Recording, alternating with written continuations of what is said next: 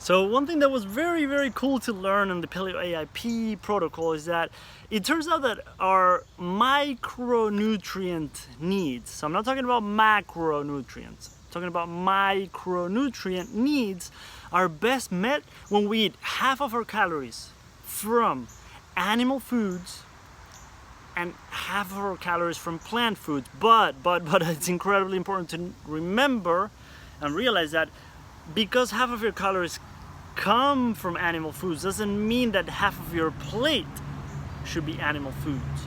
And this is very interesting because there's a lot of emphasis nowadays on more animal foods and more of that, which to me it kind of makes sense. And for me personally, animal proteins are much more healing.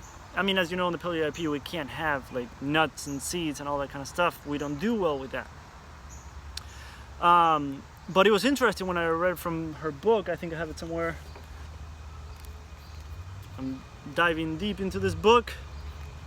That half of our calories should come from plant foods, and I find that very interesting because on my journey I used to struggle a lot with many plant foods because of my digestive system. Just everything was painful, or it triggered, like not too much pain, but it triggered inflammation and not constipation, but bloating. I mean, sometimes diarrhea, that kind of stuff. Like it's been a very challenging journey for me when it comes to eating more plant-based foods. But I noticed the more I heal my system, the more I heal my entire body, the better I do with vegetables. Actually, it seems that way. I don't know, I'll keep exploring and experimenting, but it was interesting to read that in the book, that half of our calories should come from animal foods, half from plant foods. And she also talks about your plate should be 3/4 veggies. So if you divide your plate in 4 equal parts, 3 of those parts should be vegetables, and then 1/4 of that should be animal products. So whether that's your meat or your red meat or seafood or something like that. And it's interesting. I personally want to have a bigger portion of meat and all that kind of stuff because I love it and it feels really good in my system. But like I said, I really want to commit to this and I want to do it the right way. So if I need more phytonutrients and all the micronutrients from all the other stuff, the plants and all the other stuff, that's what I'm going to do. So I think it's something very interesting to remember, that the best ratio that seems to meet our micronutrient needs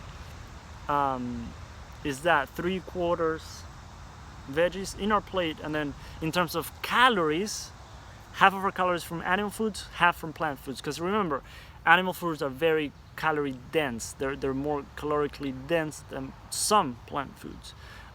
So just keep that in mind, that it doesn't mean that your whole plate, half of your plate should be animals. But I think that's an interesting thing to remember and consider and play around with. If you're doing a lot of healing for your leaky gut and your digestive system, and it's tough for you to handle so many veggies right now, maybe do a little more meat, maybe a little more of the healthy fats like an olive oil, that kind of thing, while you're healing your system and making sure you're using maybe digestive enzymes and HCl with what's it called? Pepsin, I think. I forget now. For some reason it's I'm forgetting the name now. But yeah, using some kind of digestive aid while you're healing your system, and then making sure you're doing bone broth and collagen peptides or whatever kind of thing you think is helping you to heal. Things like ginger, aloe vera, whatever things help you personally. Maybe I'll share a lot more about that, because I've played around with so many things to heal my digestive system, and I think I'm doing so much better right now, so much better.